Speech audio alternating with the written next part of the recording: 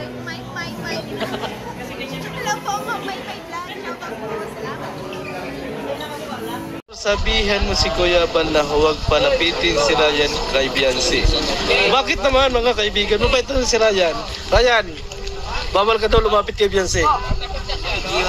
Iwas ka na. Ayan o. Ako lang nagsabi mga kaibigan. Hindi na lalapit. Mabait yan si Ryan mga kaibigan. Mabait yan. Huwag ninyong ganyan si Ryan. Napakabait po ni Ryan mga kaibigan. Don't worry. Sabi nga ni Ryan, umiiwas na siya para hindi hindi magkaroon ng issue. Diba Ryan? Naiwas ka na lang Kasi maraming viewers kasi yung nagsasabi, huwag ka daw lumapit. Bakit kaya?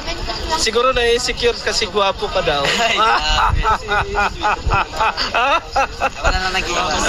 Ang hirap kasi maging gwapo. Sa totoo lang, di ba?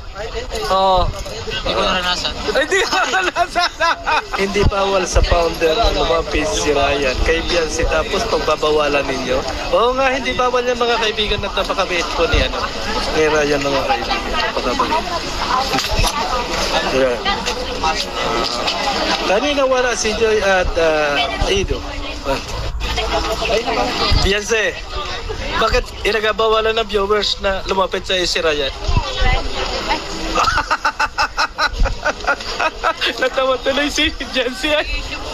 Oo, kaya nga napakabait naman ni Ryan, di ba? Wag ganun mga kaibigan, wag ganun. Kasi mababait naman ito mga. Handle naman talaga ito mga. Ha? Oo. Kaya nga, friend lang. Mismo sa bibig ni yan mga kaibigan. Bakit ayaw palapitin? Mga Kalinga, welcome back to my YouTube channel. Magandang araw po sa lahat. Sa mandaho kayo ng mundo naroon ngayon.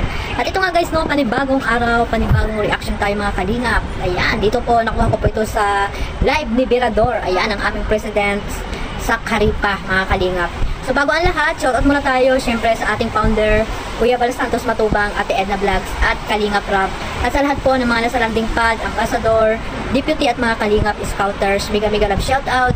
At syempre yung mga OFW po yung mga kapwa ko po OFW na talagang lagi po nakasuporta po sa aking YouTube channel, mga solid supporters po ng Kalingap. Ayan guys.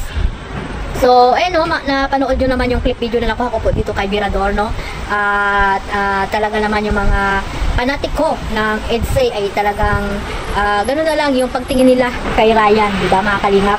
Na alam naman natin na hindi dapat ganun. Kasi po si Ryan ay isa sa mga kasamahan po ng Key Boys, ni Kalingap Rob. Especially po ni Kalingap Rob.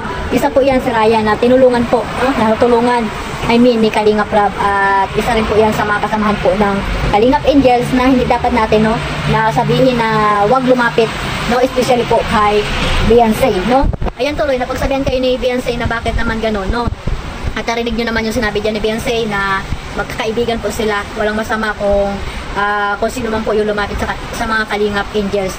Lalo na po kay Beyonce or sino pa man dyan, kila Carla, diba?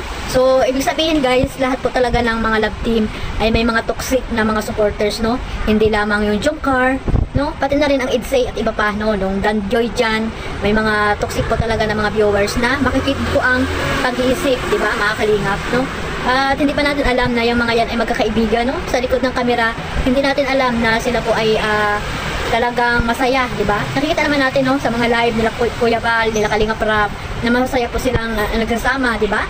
Namamasyal, kumakain, di ba mga Kalingap? Yan po yung na yan, na dahil dito ng birthday ni Kuya Bal, yan po ay isa sa mga natin dapat suportahan.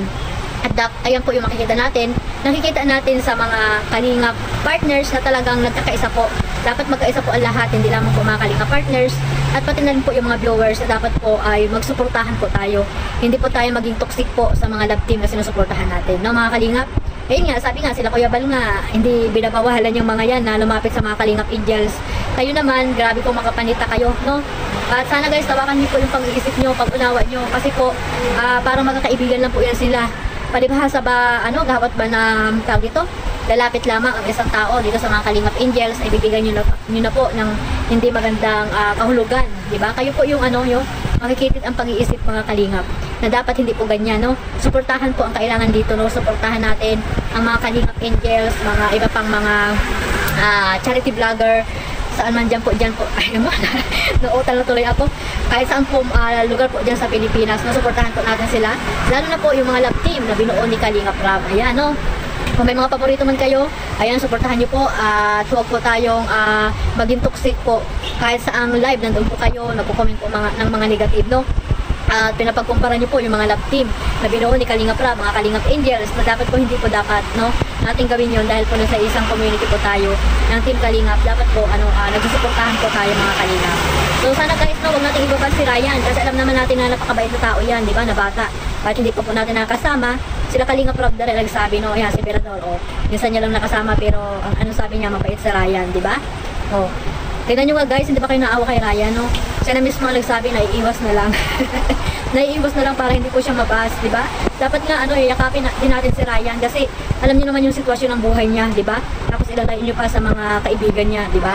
Sa pamamagitan ng mga Kalingap Angels, di ba? Maging masaya ang buhay ni Ryan. Hindi niya maiisip yung mga kahirapan sa buhay, di ba mga Kalingap?